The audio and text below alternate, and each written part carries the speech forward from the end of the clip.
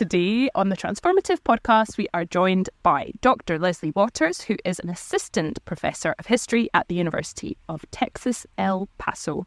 She is the author of a monograph, Borders on the Move, Territorial Change and Ethnic Cleansing in the Hungarian-Slovak Borderlands 1938 to 1948. And her new project, about which we'll be talking today, is titled Barcelona 92, The New Europe at the Olympic Games.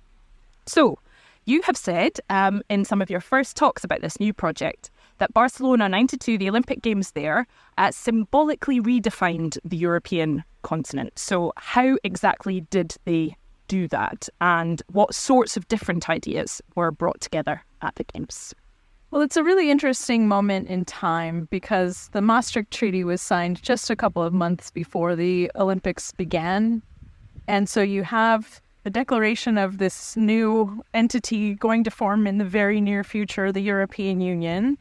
But you also have the post-socialist states, many of whom are declaring independence from their sort of federal entities and are looking to make a statement about state sovereignty and their own sovereignty at those Olympic Games.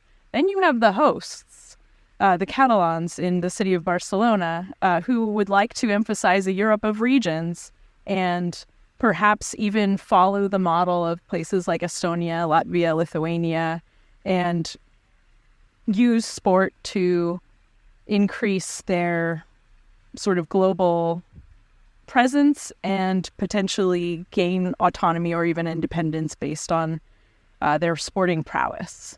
So very often the narrative about big sporting events like this is that they create friendships and they bring people together. Do you find that all these different ideas of Europe, what it could be and what it is, are harmonised or kind of brought together at these games? Or are there even frictions and tensions between these different ideas? I would say there's both. So there's definitely a concerted effort on the part of the organizers to, at the opening ceremony, make a kind of multi-level argument about Europe. And so there's like this presentation of the Mediterranean, there's this presentation of Catalan folk culture, and there's also, for the first time, the entrance of the EEC flag at the Games. And there was even talk of having the European Economic Community members proceed together at the opening ceremonies, but that was axed by the National Olympic Committees who would prefer to emphasize their statehood at that moment in time.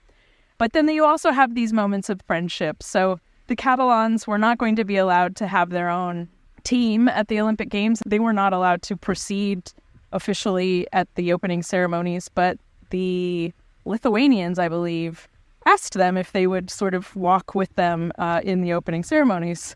So this really close relationship, in fact, between the Baltic states and the Catalan organizers formed as a result of these Olympic Games, which is not something I had ever known about before, but definitely it seems like sort of regional nationalists in Spain looked to Eastern Europe as a model for what they might do in the future.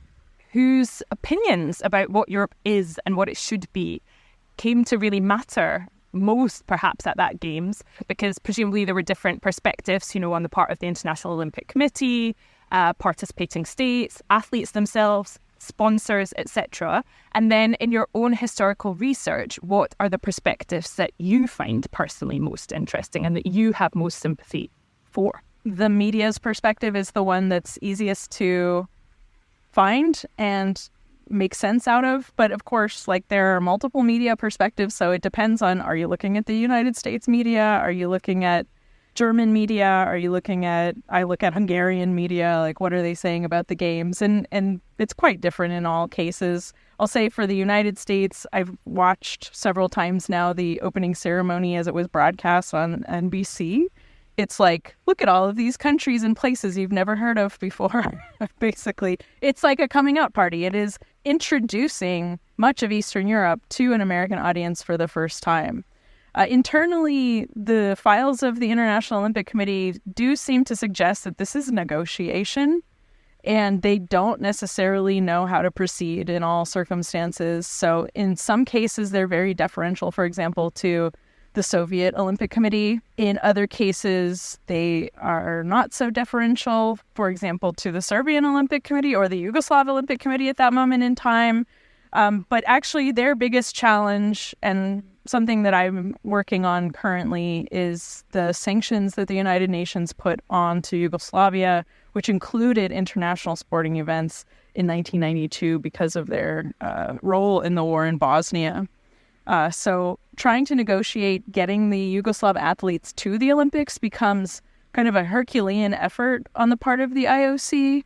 And they do manage, under the sort of a neutral flag, to bring the Yugoslav athletes to the games. But seeing that negotiation process has been very interesting to me because, in part, it's about the IOC trying to reestablish their autonomy. They're very concerned, right, that the United Nations has taken it upon themselves to intervene in sport, which is their purview. And they try to find a way to sort of elevate the Olympics over all other international sporting events. And this is actually, in some ways, the genesis of the Olympic truce, is meant to circumnavigate UN sanctions against countries and to try and make the case that the Olympics is special, the Olympics are different, and therefore they shouldn't be beholden to these international rules that are meant to kind of chastise countries for their geopolitical behavior. In the working title of your project, it's The New Europe at the Olympics. And certainly, as you mentioned, a new Europe is being showcased in events like the opening ceremony. But the old Europe, and specifically post-socialist legacies, are surely equally as sort of formative of aspects of this sporting event. So can you talk a little bit about the things that aren't new, and about, because I know your specialisation in Hungary and Central Eastern Europe, the post-socialist legacies that continue to shape and inflect these games? Right. So this is one of the reasons I particularly like this project and this framing for looking at post-1989 Europe, is because sport is one of the places in which there is not a huge desire to get rid of the socialist legacy, right? They have been so successful in the realm of international sporting competition. And so there's actually anxiety. How will we maintain our relative success into the future now that we do not have state support?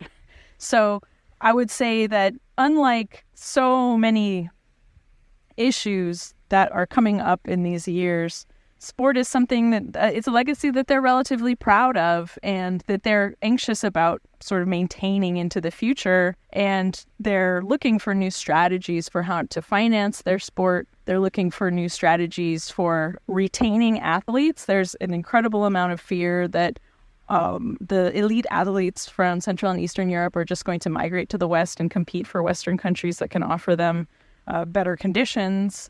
So this is really about maintaining the socialist legacy rather than getting rid of it completely. You have argued, nevertheless, that sporting events have been used to anchor countries both within liberal international orders and capitalist economic systems. Can you talk specifically about how this Olympic Games did both of those things? So from the economic perspective, there's a benevolent, and I'm using air quotes when I say benevolent, effort on the part of the United States Olympic Committee to come to Central and Eastern European countries and teach them how to do marketing, and how to do marketing in such a way that will satisfy, in particular, this very strange relationship of Olympic sponsors. There is this level of called top sponsors, and they have marketing rights worldwide. So, for example, at the time, Kodak was a worldwide sponsor of the Olympic Games. If you were a Hungarian film company, Fortepan, for example, you could not be a sponsor of the Hungarian Olympic Committee, right? So, because there is a worldwide sponsor. So it becomes quite obvious very soon that they're not going to be able to finance themselves through marketing schemes the way that the US OC can, because there aren't really homegrown companies at that moment in time that can sponsor them. And because of the top sponsor framework, the very few companies that would be potentially able to sponsor an Olympic team are usually disqualified. So it's not so much a success story, I would say. I do know that the United States opened up some souvenir shops in Croatia and Poland, but I have a feeling that most of that revenue probably flowed back into U.S. business's hands rather than the Olympic committees that were involved in the bilateral negotiations. So there's that part of it. There's learning how to privately sponsor Olympic teams. I would say that's part of integrating into kind of a marketized liberal system. Politically, it's much more mixed of a record here. It depends on what country we're talking about. So there are some places, let's say, that embraced lustration more seriously, like Czechoslovakia and Poland, that did basically completely change the makeup of their Olympic committees. So Vera Czeslavska became the president of the Czechoslovak Olympic Committee after, of course, being ostracized from the Olympic community in Czechoslovakia for many years after taking part in some form in the protests in 1968. But then you have places like Hungary and Bulgaria that do not really embrace lustration to the same degree. And there's an incredible amount of continuity in terms of who's in charge of the Olympic teams. And I find it quite interesting because, as we know at this moment in time, it's very important if you have connections to some other part of the world, right? Global connections are what are going to make the new elite in Eastern Europe to a certain degree. And if you're part of these Olympic committees, you already have those global connections quite explicitly.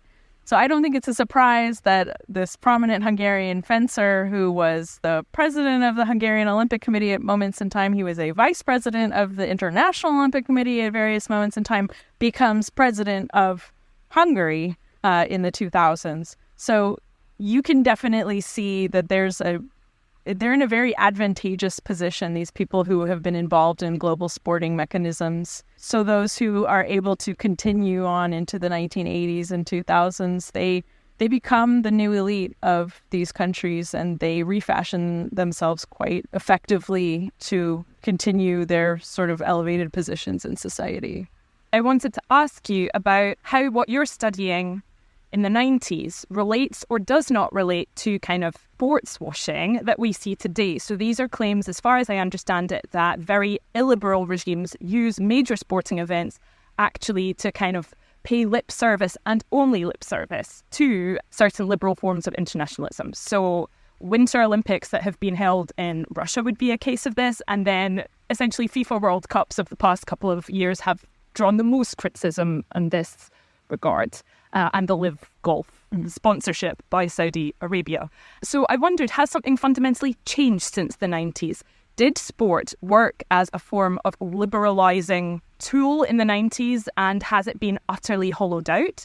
Or actually, do you find big continuities between what you're seeing then and the sorts of ways that international sporting events are deployed today? Yeah, I think you have to really sort of parse out the political from the economic in these situations. And so while the Olympics might promote a kind of liberalizing moment in terms of things like marketing and, free marketization, it never really seems to have an effect in terms of like democratization. And I think that's true for everywhere, not just the like so-called authoritarian countries that have hosted Olympic Games. But if you look at the securitization that goes along with Olympics, even in places like Los Angeles, sort of current issue as they're trying to negotiate and navigate how that city is going to hold the games in 2028. I assume something similar is going on in Paris. There's always sort of an authoritarianism that comes with hosting the Olympic Games, right? There's always an increase in security. There's always an increase in things like eminent domaining property to build Olympic villages and displacing people and, sweeping up homeless encampments off of the street to make the city seem more pristine or something like that. So I actually see a lot of continuity, and I think sport washing happens in every single instance, whether it's Russia, whether it's the United States, whether it's France.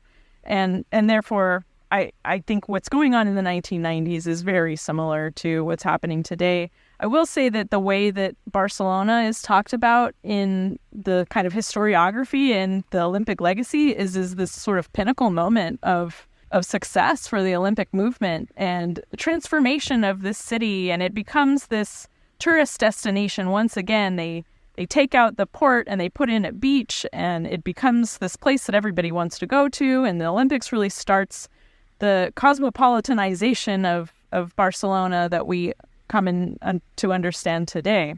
But I think that I think that legacy needs a re-examination as well. We have to ask the question of what sort of sport washing was Spain engaging in 1992 as well. Brilliant. Okay, Leslie Waters, thank you very much for speaking to us today.